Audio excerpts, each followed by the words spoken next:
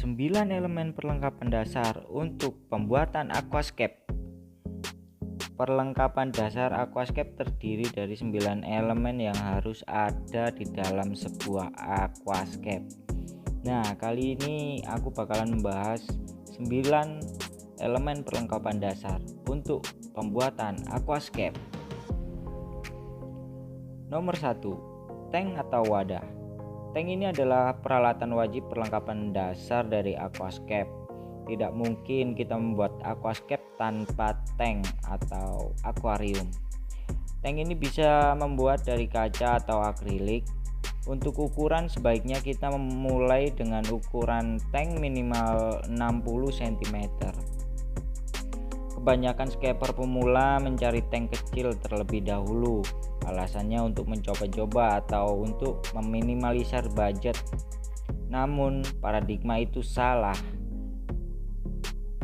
Tank dapat diperoleh dengan cara membuat sendiri atau membeli yang sudah jadi. Banyak penjual tank yang siap pakai di kios-kios pedagang ikan hias, atau kita dapat memesannya pada tukang kaca. Ingat kawan, pada tukang kaca, bukan tukang semir atau tukang potong. Nomor 2, gravel. Gravel bila diterjemahkan dalam bahasa Indonesia adalah kerikil. Kerikil atau gravel ini berfungsi sebagai rumah bakteri untuk perkembangbiakan bakteri pengurai yang dibutuhkan untuk menciptakan ekosistem yang baik di dalam aquascape. Untuk mendapatkan gravel tersebut, kita bisa membeli di kios-kios penjual perlengkapan dasar aquascape. Banyak gravel yang dijual, baik bermerek ataupun yang tidak.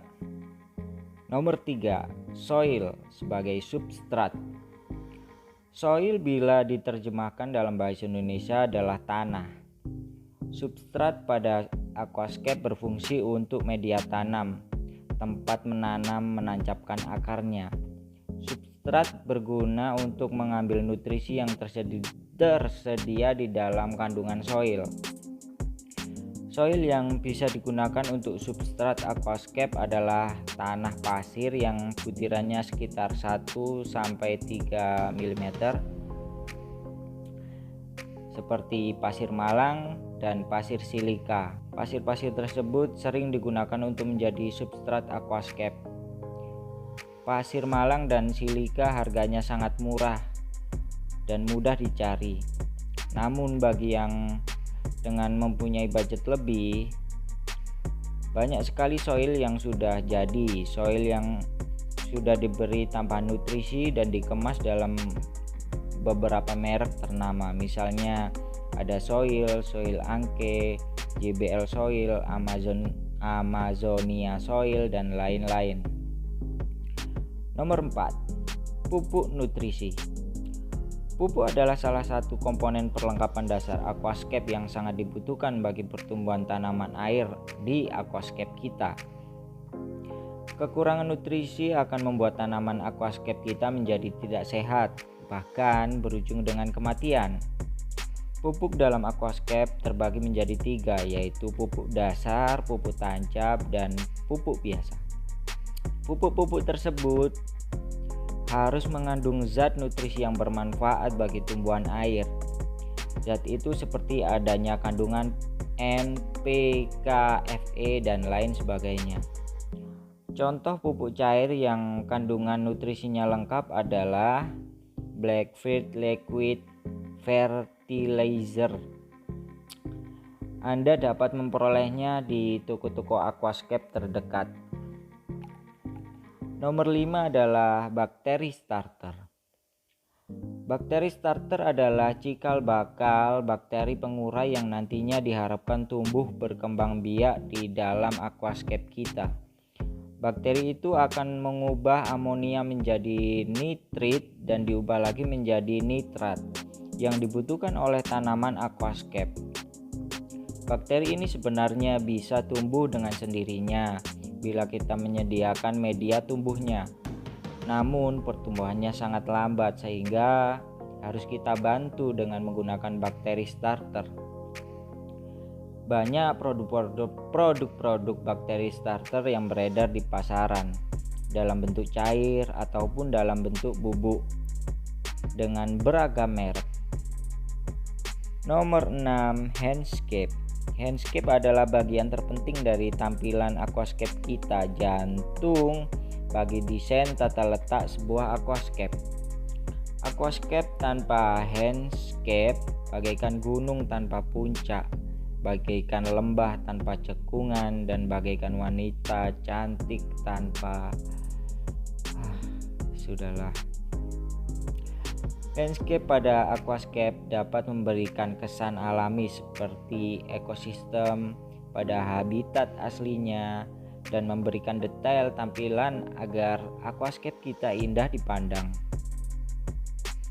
Ada dua elemen dasar handscape, yaitu driftwood atau kayu atau akar, dan rock atau batu, yang kita bisa dapatkan di toko-toko aquascape terdekat di rumah kalian. Nomor 7, tanaman air. Tanaman air adalah makhluk hidup yang paling utama dalam aquascape. Aquascape tanpa tanaman air maka tidak bisa dibilang bahwa itu adalah sebuah aquascape. Tanaman air dilihat dari bentuk fisiknya dapat dibagi menjadi beberapa golongan, yaitu moss, stem plant, rhizome, dan tanaman karpet. Nomor 8, hewan air tawar. Aquascape adalah seni membentuk ekosistem air beserta individu yang ada di dalam habitat air. Maka aquascape tidak bisa terlepas dari yang namanya makhluk hidup air tawar.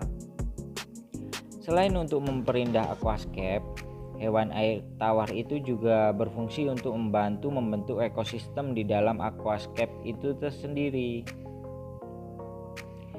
Hewan-hewan air tawar itu berupa ikan hias, udang hias, dan keong. Kita bisa mendapatkan hewan-hewan tersebut di toko-toko akuarium, toko-toko aquascape di sekitar rumah kalian. Yang terakhir, nomor 9, freshwater atau air tawar. Satu-satunya komponen yang membuat sebuah aquascape dapat dibilang aquascape adalah air tawar atau freshwater. Bila diisi air laut maka namanya jadi revarium. Tidak semua air tawar bagus untuk pengisian aquascape.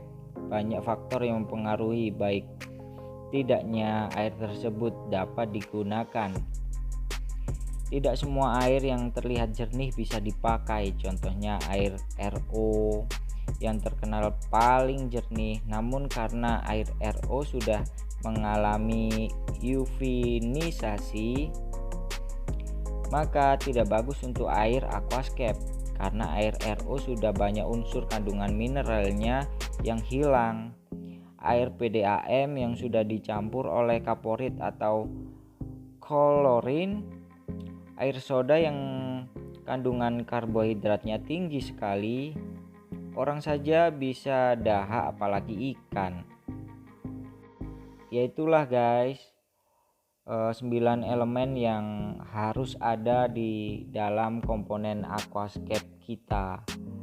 Jadi sebelum membuat aquascape, kalian harus mendapatkan 9 bahan tersebut ya guys. Terima kasih sudah menonton video. Jangan lupa like, comment, dan subscribe ya. See you next time. Bye bye.